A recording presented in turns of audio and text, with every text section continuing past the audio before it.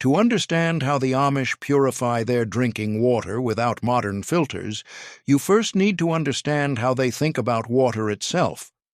Unlike the rest of the world, which leans heavily on bottled water, reverse osmosis systems, and digital filtration units, the Amish approach is rooted in proximity to nature, simplicity, and prevention. Their goal is not just to clean dirty water, it's to keep water clean from the very beginning. And that mindset changes everything. For most Amish families, the first line of water purification starts at the source. They rely on natural springs, private wells, and protected groundwater that is carefully selected, monitored, and often tested, not with fancy equipment, but with generations of wisdom. Before drilling or using a new well, the elders of the community assess the land's history.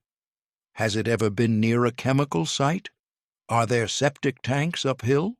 What kind of crops are grown nearby, and are they using chemical pesticides? By choosing the location with meticulous care, the Amish drastically reduce the chance of contamination before water ever reaches a home. But they don't stop there. Amish communities build protective barriers around their water sources, wooden coverings for springs, stone enclosures for cisterns, and elevated well caps that prevent runoff during storms. These are simple but powerful design choices. The idea is to prevent the entry of insects, animals, and surface pollutants in the first place. And because the Amish don't use pesticides, chemical fertilizers, or industrial waste near their homes, the surrounding soil remains naturally clean and absorbent, acting as a natural filter. This careful stewardship extends to how water is moved and stored. Rainwater, when collected, is never allowed to sit uncovered. It's guided into wooden or metal barrels through clean, maintained gutters. Usually, after the first few minutes of rain, are diverted to flush out dust and debris from the roof. Barrels are scrubbed out regularly by hand.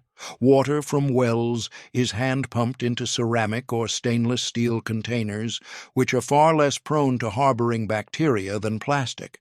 And inside the home, the Amish don't blindly trust that their water is always pure. They rely on their senses. They know what good water tastes like, what it smells like, and how it should behave when boiled. If anything seems off, they don't ignore it. They act, often by tracing it back to the source and taking immediate steps to correct it. This alertness and connection to the water they drink is something modern society has mostly lost. In short, the Amish don't just purify water. They prevent the need for purification by starting with clean sources, respecting nature's systems, and staying intimately involved in every step of the water's journey. Their secret isn't a hidden gadget, it's awareness.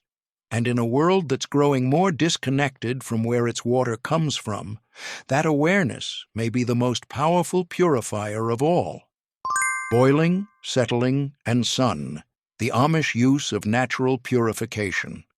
When the Amish feel their water may not be safe to drink straight from the source, especially during flooding, after heavy rains, or when drawing from an unfamiliar well, they fall back on simple but effective purification techniques that don't involve filters, electricity, or chemicals. These methods may seem basic to outsiders, but when used consistently, they offer surprising reliability. The first and most trusted method? Boiling. Boiling water has been a universal method of purification for centuries, and the Amish still rely on it when caution is needed. Large cast iron or enamel pots are placed on wood-burning stoves where water is brought to a rolling boil for at least 10 to 15 minutes. This not only kills bacteria, viruses, and parasites, but also eliminates cloudiness and odors that may indicate biological contamination. Since their homes often rely on gravity-fed systems or manual pumping, the water is not pressurized, which means boiling becomes an important step of diligence, especially for drinking or cooking use. But the Amish don't boil all their water. They use it selectively, only when needed. Much of the time, they rely on natural sedimentation. When water is collected from a spring or rain barrel and appears cloudy or filled with particles, it is left to rest in large containers made of metal or glass. Over several hours or even a full day, gravity pulls the sediments to the bottom, allowing the cleaner water above to be scooped off carefully without disturbing the settled debris. This slow process requires no equipment, but it works, especially when paired with experience in recognizing safe versus questionable water. One lesser-known technique used in some Amish communities is solar disinfection, especially when traveling or during summer months. Clear glass jars filled with water are placed in direct sunlight, often on metal rooftops or wooden platforms, for 6 to 8 hours. The ultraviolet rays of the sun, combined with the heat, can neutralize many pathogens naturally. While this isn't a mainstream practice in all Amish districts, it's a clever method embraced by those who've learned to trust sunlight as nature's sanitizer. The Amish also often rely on natural additives passed down through generations. For instance, small amounts of wood ash may be added to water in emergencies to help neutralize certain contaminants, a method rooted in pioneer history. Likewise, charcoal from hardwood is sometimes placed in storage barrels to help absorb odors or impurities, though not in the processed form modern activated charcoal appears today. These are folk solutions, not standardized treatments, but they reflect a deep cultural memory of water safety, without filters or machines. Rather than expecting every drop of water to be instantly clean, the Amish respect the idea that water takes time to purify. They don't rush the process, and that patience, combined with these simple techniques, allows them to live safely without filtration systems. What they lose in speed, they gain in control, awareness, and trust in the natural world. Hand-dug wells and spring houses, the Amish architecture of clean water. To truly grasp how the Amish maintain access to clean, drinkable water without filters, we must look at the structures they build specifically for water collection and protection. These aren't just functional. They are works of environmental engineering, grounded in centuries of tradition. Among the most effective are hand-dug wells and spring houses, two time-tested systems that provide naturally clean water without the need for purification machines. Hand-dug wells in Amish communities are not shallow holes slapped together quickly. They are meticulously dug, often 25 to 40 feet deep, and reinforced with stone or brick linings to prevent contamination from surrounding soil. These wells are usually capped with heavy wooden covers to prevent animals, insects, and debris from falling in.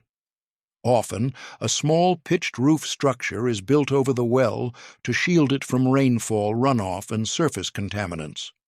The water is drawn with manual pumps, no electric motors, and because there's no metal rust or plastic residue from machinery, the water is often cleaner than municipal tap water.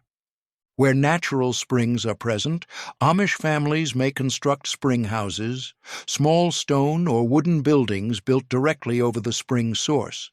These structures keep the water cool and shaded while also preventing animal access and exposure to sunlight, both of which could compromise water quality. Inside, water often runs into a shallow trough made of stone, which allows sediment to settle while cleaner water is scooped or ladled from the surface. These spring houses also double as early refrigeration systems, keeping milk, butter, and perishable foods cool year-round without electricity. Another powerful benefit of these systems is consistency. Unlike surface water from streams or ponds, which change quality with the seasons, springs and wells provide a stable, reliable flow of water that is far less affected by rainfall, temperature shifts, or contamination from runoff. And because the Amish don't typically use harmful chemicals in their agriculture, the groundwater near their farms remains remarkably pure. a direct result of their values of stewardship and simplicity. Furthermore, the materials used in construction also aid in maintaining water purity. You won't find PVC pipes or petroleum-based sealants in an Amish well system. Instead, they use food-grade stainless steel, hand-fitted copper, or untreated wood where necessary, all chosen to avoid leaching harmful substances into the water supply. Every component is installed by hand with the kind of care that comes only from someone who will be drinking from it for the rest of their life. In a modern world that relies on electronics and chemicals to manage water, the Amish remind us that the best filtration might come from smart design and clean habits. By building their water systems with intention, they reduce the need for treatment later on, turning infrastructure itself into a kind of natural purifier. Rainwater collection the Amish way. Clean catchment without chemicals. Another ingenious way the Amish access clean drinking water without using modern filters is through rainwater harvesting, a technique that has been refined over generations. But unlike urban or off-grid systems that depend on UV purifiers, pumps, or inline filters, the Amish rely on gravity, design, and diligence to keep their collected rainwater safe. And it all starts on the rooftops. Roofs on Amish homes and barns are typically made from metal sheets, not asphalt shingles.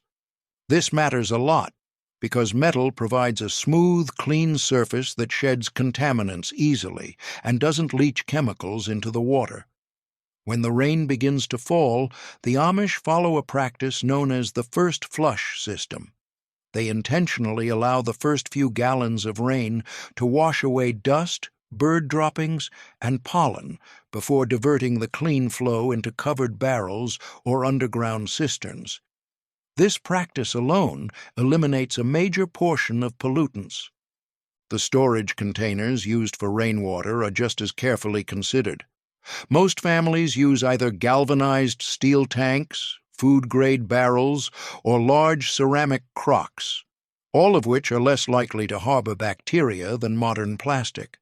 These containers are placed in shaded areas, often in springhouses, sheds, or under porches, to reduce algae growth from sunlight. The tops are tightly sealed or covered with wood to keep out insects, rodents, and debris. To keep the stored water pure, the Amish rely on habitual maintenance. Tanks are emptied, scrubbed, and rinsed regularly, especially between seasons or after long dry spells. Families use long-handled brushes and natural soap or ash to clean the insides of their water barrels. This hands-on seasonal ritual ensures that biofilm and stagnant residues don't build up, all without electricity or filters. It's worth noting that the Amish don't view rainwater as an unlimited or disposable resource. They value it, use it carefully, they understand its cycles, and because they avoid air pollution from factories, cars, and chemicals, the rain that falls over their communities is generally much cleaner than what lands on most urban rooftops. By combining that natural purity with simple but time-honored methods of collection, they turn something as unpredictable as rainfall into a dependable and safe part of their water supply. In essence, rain doesn't just fall. For the Amish, it's caught, protected, and honored. And in that mindset lies the key to keeping it clean without ever touching a modern filter. Wisdom over technology. The Amish mindset that keeps water pure. When all is said and done, the Amish approach to drinking water isn't about one specific tool or trick. It's about a way of life. Their water stays clean, not because of technology, but because of their values. Everything they do, from the way they choose land, to how they build their wells, to the attitude they pass on to their children, is designed to ensure that water is respected, understood, and protected at every step. And in that respect, the Amish might be living in a more advanced way than many of us realize. At the heart of this lifestyle is a deep connection to nature's rhythms. The Amish know the signs of a bad water year, They can taste the difference between surface runoff and spring-fed water. They read the land like a book and act before problems arise. If livestock upstream are affecting a creek, they'll stop using it. If a drought is coming, they begin storing earlier. Their system is flexible, intuitive, and constantly monitored, not by sensors, but by human judgment. This vigilance is paired with extreme self-sufficiency. If their water smells off, they don't wait for lab results or bottled replacements. They investigate, boil, move to another source, or begin storing more carefully. And because their homes are built with water in mind, no chemical leaks, no leaking septic tanks, no modern pollutants, the entire household becomes a water-preserving unit. There's no flush it and forget it mentality. Water is used slowly, recycled when possible, and always treated as sacred. Another key piece is community wisdom. In Amish society, knowledge isn't kept in books or cloud drives. It's passed down by fathers to sons, mothers to daughters, the best spots to dig a well, the season when springs run strongest, the signs of sulfur in rainwater. This accumulated wisdom is far more valuable than any off-the-shelf water purifier because it creates generations of people who know how to keep their water safe from the ground up. Even more fascinating is their selective adoption of technology. In some settlements, you may find manually operated ceramic filtration jugs or hand-pressed charcoal systems made with simple tools, but never electricity. And even these are used sparingly as supplements to what the land already provides. The goal is never to let convenience replace understanding. In today's world, where people buy $300 water filters and still wonder if their tap is safe, the Amish remind us that the key to clean water isn't hidden inside a device. It's hidden inside discipline, care, and observation. They purify their water by avoiding pollution in the first place, by staying intimately involved with its source, and by living with a kind of slowness that most of us have forgotten. So, how do the Amish purify drinking water without filters? They don't need to, because they've built a world where water doesn't need saving. And maybe that's the real lesson we've been missing all along.